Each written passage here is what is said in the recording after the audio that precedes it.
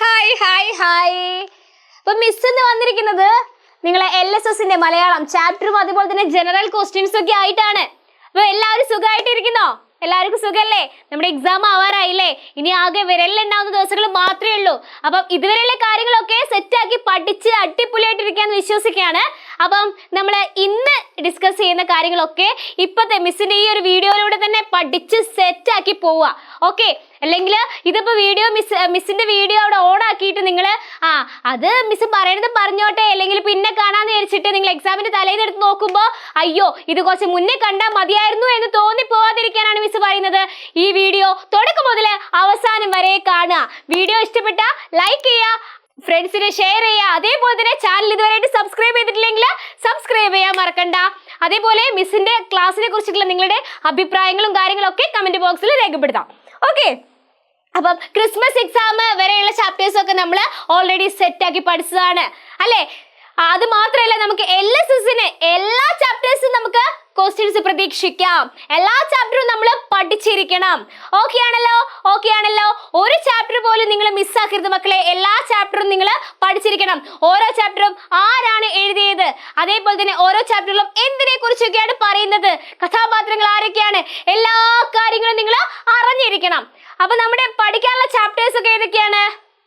വെണ്ണക്കണ്ണൻ, സ്നേഹം താൻ ശക്തി, കുടയില്ലാത്തവർ, എൻ്റെ പനിനീർച്ചെടി, ഞാവൽക്കാട്, പത്തായം, ഓമനയുടെ ഓണം, നെഹ്റു ട്രോഫി, വള്ളംകളി, ആര് പഠിപ്പിക്കും, ഊണിന്റെ മേളം, താളും തകരയും, മലയാളം, മുരളികണ്ട കഥകളി, നിലാവിനോട്, കുത്തബ് മിനാർ, കുട്ടിയും തള്ളയും, പഴശ്ശിത്തമ്പുരാൻ ആൻഡ് ഹോക്കി മാന്ത്രികൻ.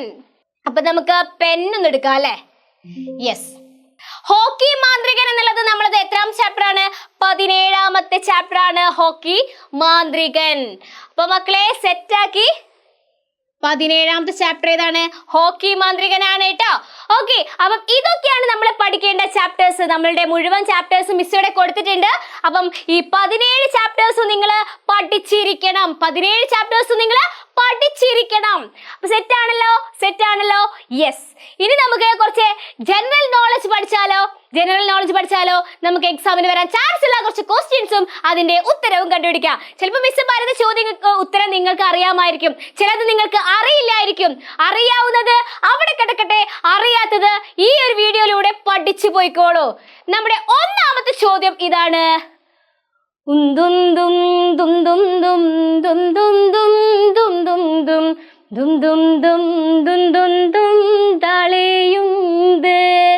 എന്ന താരാട്ടുപാട്ടിന്റെ ഈണത്തിൽ ചെറുശ്ശേരി രചിച്ച കാവ്യം ഏതാണ്? നമ്മുടെ ഒന്നാമത്തെ ചോദ്യമാണ് മക്കളെ. നമ്മുടെ ഒന്നാമത്തെ ചോദ്യമാണ്. എന്താണ്?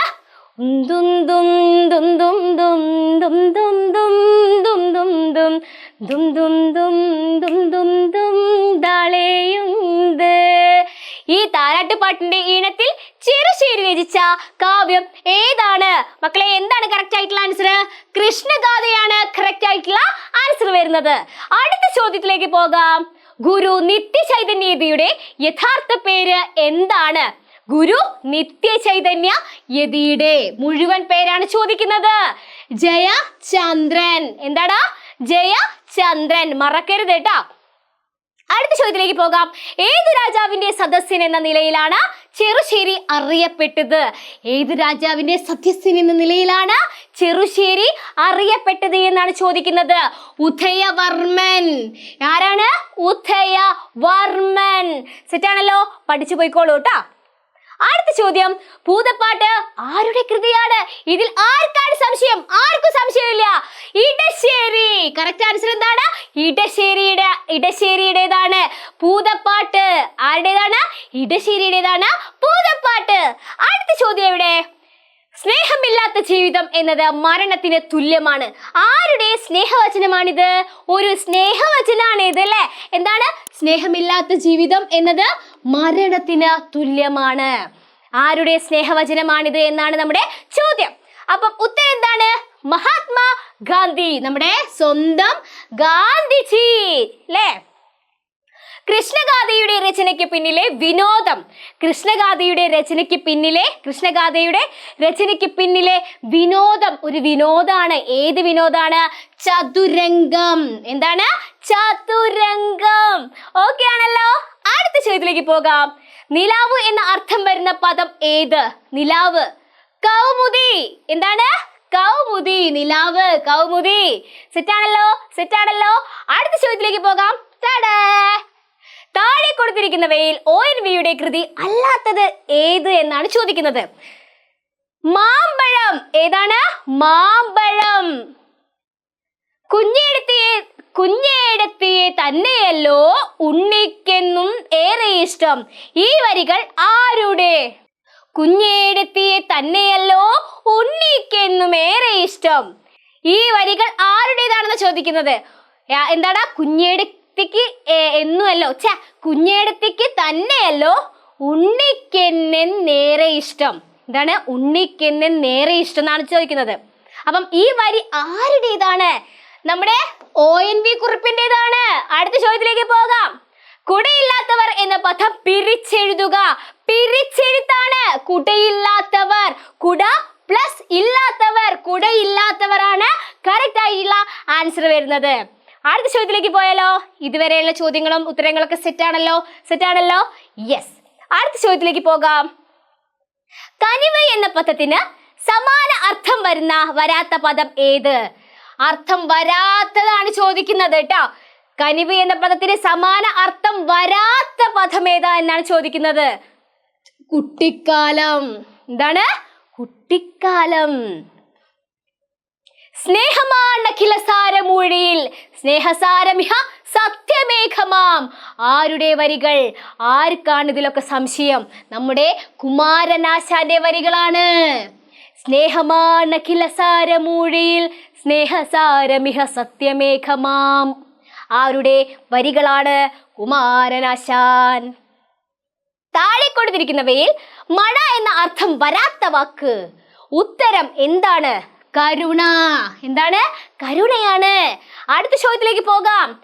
ഒറ്റപ്ലാക്കൽ നീലകണ്ഠൻ വേലുക്കുറിപ്പ് ഒരു കവിയുടെ പൂർണ്ണ പേരാണ്. ആരാണ് കവി?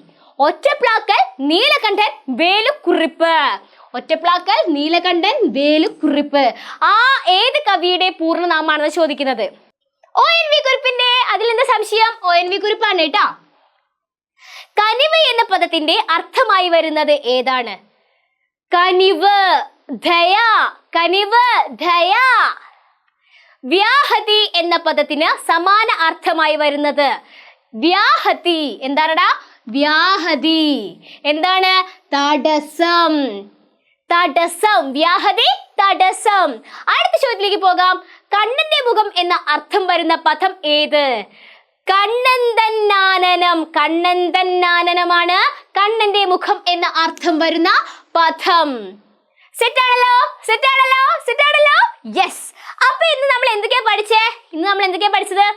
എവിടെ? യെസ്. നമ്മളിന്ന് ചാപ്റ്റർ ആൻഡ് ജനറൽ ക്വസ്റ്റ്യൻസ് ആണ് നമ്മൾ ഇന്ന് ഈ ഒരു വീഡിയോയിലൂടെ ഡിസ്കസ് ചെയ്തിരിക്കുന്നത്. അപ്പം നമ്മുടെ എക്സാമിന് വരുന്ന ചാപ്റ്റേഴ്സ്, നമ്മുടെ എല്ലാ ചാപ്റ്റേഴ്സും നമ്മൾ തീർച്ചയായും പഠിച്ചിരിക്കണം. എല്ലാ ചാപ്റ്റേഴ്സിനെ കുറിച്ച് നമുക്ക് വ്യക്തമായിട്ടുള്ള ധാരണ ഉണ്ടായിരിക്കണം മക്കളെ. അതിനുശേഷം നമ്മുടെ ജനറൽ നോളജ് കുറച്ച് നമുക്ക് LSSന് വരാൻ ചാൻസ് ഉള്ള കുറച്ച് ക്വസ്റ്റ്യൻസ് കാര്യങ്ങളൊക്കെ നമ്മൾ ഈ ഒരു വീഡിയോയിലൂടെ ഡിസ്കസ് ചെയ്തിട്ടുണ്ട്. അങ്ങനെ ലാസ്റ്റ് നമ്മൾ താങ്ക് യുയിലേക്ക് എത്തിയിരിക്കുകയാണ് അല്ലേ. യെസ്. അങ്ങനെയാണെങ്കിൽ നമ്മുടെ ഇന്നത്തെ ഈ വീഡിയോ മിസ് ഇവിടെ വൈൻഡ് അപ്പ് ചെയ്യാണ് മക്കളെ. വീഡിയോ ഇഷ്ടപ്പെട്ടാൽ, വീഡിയോ ഉപകാരപ്രദമായിട്ടുണ്ടെങ്കിൽ ലൈക്ക് ചെയ്യുക, ഷെയർ ചെയ്യുക, സബ്സ്ക്രൈബ് ചെയ്യാൻ മറക്കല്ലേ. അപ്പോൾ നമുക്ക് അടുത്ത വീഡിയോയിൽ കാണാം. അതുവരേക്കും ബൈ.